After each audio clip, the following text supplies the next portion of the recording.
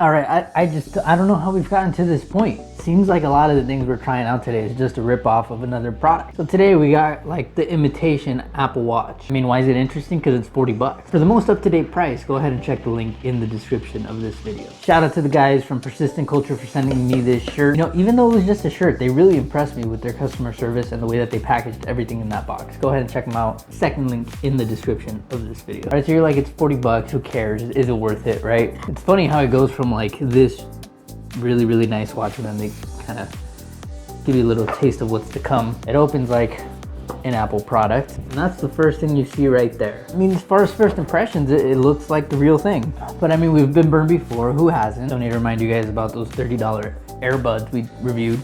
Go ahead and stick to our routine. So you got the watch, it's got some weight to it. Like that's one of the first telltale signs about this is the watch feels good, the band feels really high quality as well. No, the scroll on the side, yeah, it leaves you wanting more. Got a little screen protector. This is different. Give you a way to charge the watch right on a dock of some sort. It's pretty secure on there, which is really nice. And you got a full-on user manual in just about every damn language you could ask for. Every so often, I throw the box before I actually read the descriptions on the back. Look, there's some things about this watch that are actually pretty nice for $40. Now, whether the UI works or not, I think you get about $40 worth of features in this product. Waterproof level IP67, I wouldn't expect that. For that 200 milliamp battery, that's a decent size. But see, the thing that impresses me the most about this watch is that it has a heart rate sensor on the back. And typically you don't see that in anything under like $80 to 100 bucks. I mean, if you can look at the back right there, it's all glass. These little imprinted things that look like apples normally would be. So you press and hold that thing for about 5 seconds. The watch comes on.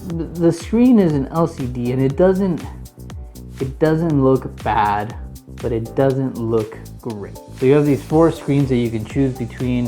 One of them has a heart rate monitor, has your activity just like an Apple Watch would. Looks very similar actually. You have your battery life on the top of that thing.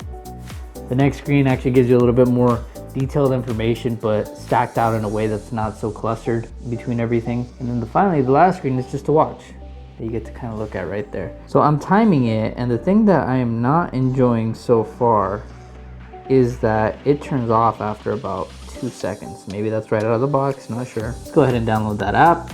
So this app is going to be called the H Band on the App Store. Basic things, username is your email, password, signing up for an account. Okay, skin color setting. So it's telling me that in order to tell me to better monitor my health, it needs to know what skin color I am. I mean, I think I'm a mocha brown, but that's just subjective. And it wants to use my Bluetooth.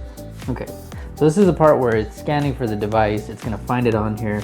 It's gonna pair it. Okay, so you can go up and down, and then on any of the screens you can go left and right. And when you do that, it shows you, like, for example, I'm on step count right now, whereas before I had to just look at the individual one. And that not all of them end when you go left or right. So now I got 10 seconds that I can lock up the screen.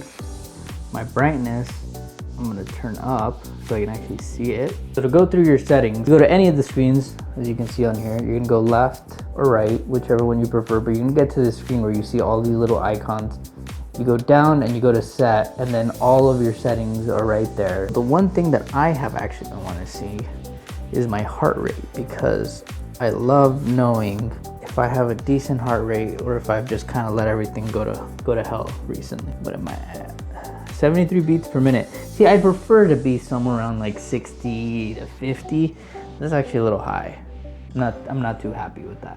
All right, let's take some steps. So I want to say from here to there, I took about 20 to 30 steps, if I had to guess.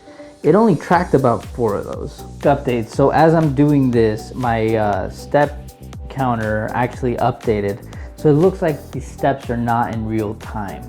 I mean, is it an Apple Watch? No, but by all means, it's not. Like, you're gonna have to pay $400 for that. Is this something that I would say is better than like a Fitbit? For sure. I mean, if I only had 40 bucks, this would be probably right around where I would go. See, I'm sold on this thing. This is a great buy. Where I think you're gonna see a lot of annoyance is that every time that this thing turns off, it resets me back to the internal screen. So for example, let's say that you're trying to set the settings, or you're in your player for your music and you decide that you forgot about it, right? You're gonna have to go back to the main screen whenever it turns back on in order to do the thing that you were doing. It's annoying, yeah, for sure. Is it so annoying that you go and you drop an extra 360 bucks? No, not really. If you like this video, go ahead and subscribe. We drop new videos every single week, products just like this, things from Kickstarter, Indiegogo, and Amazon finds as well. Till next time.